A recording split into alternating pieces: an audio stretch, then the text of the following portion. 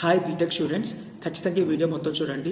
ఇది మన కోసం పోరాడే వీడియో, చాలా ఇంపార్టెంట్. మొత్తం చూడండి.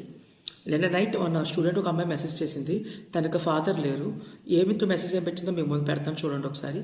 ఏం పెట్టిందంటే, అన్నయ్య కాలేజ్లో ఫీజు పే చేయమని అడుగుతున్నారు. నేను 2 years బ్యాక్ మన దగ్గర చదివాను. నువ్వు అన్నావు కదా విద్య దీవెన కింద ఫ్రీగా చదువుకోవచ్చు అని. నేను ఆ నమ్మకం మీద ఇక్కడ జాయిన్ అయ్యాను, కాలేజీలో జాయిన్ అయ్యాను. కానీ ఇక్కడ ఫీజు అడుగుతున్నారని, రింబర్స్మెంట్ వస్తే తర్వాత మీ అకౌంట్లోనే పడతా అంటున్నారని.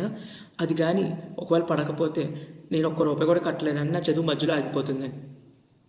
ఈ ఇష్యూ గురించి తను డిస్కస్ చేయకముందు నుంచే నేను నారా లోకేష్ గారికి అండ్ జగన్మోహన్ రెడ్డి గారికి కూడా, ఇతర నాయకులకు కూడా కామెంట్ సెక్షన్లో ఎవ్రీ టైం పెడుతూనే ఉన్నాను.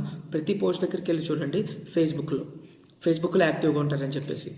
నేను ఏ గవర్నమెంట్కి అగైనెస్ట్ కాదు, కానీ శ్రీ సాయి ట్యుటోరియల్స్లో చదివిన వందలాది మంది స్టూడెంట్స్ నేను ఫ్రీగా చదువుకోవచ్చు, బీటెక్ ఎంసెట్ పాస్ అయితే అని చెప్పినందుకు కారణంగా, నేను ఫ్రీగా చదువుకోవచ్చు, పాలిటెక్నిక్ పాస్ అయితే మన గవర్నమెంట్ అన్నీ ఇస్తుంది అని చెప్పడం కారణంగా అందరూ చాలా కష్టపడి చదువుతున్నారు. నాకు తెలుసు మన రాష్ట్రం అప్పుల్లో ఉంది, బట్ నాకు తెలుసు. సో కొద్దిగా కొంతమందికి కొంచెం అన్నా సరే హెల్ప్ చేస్తారని, హెల్ప్ అవుతుందని మనస్ఫూర్తిగా కోరుకుంటున్నాను. కాలేజెస్ అన్నీ కూడా ఫీచర్స్ అన్నీ అడుగుతున్నాయంట.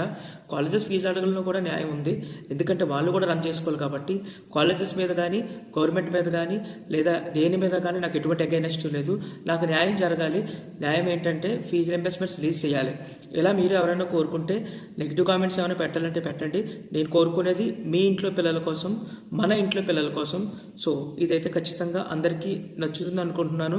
ఎవరైతే రీఎంబర్స్మెంట్ కోసం పడలేదో, బాధపడుతున్నారో అందరూ షేర్ చేయండి, అందరూ మాట్లాడండి.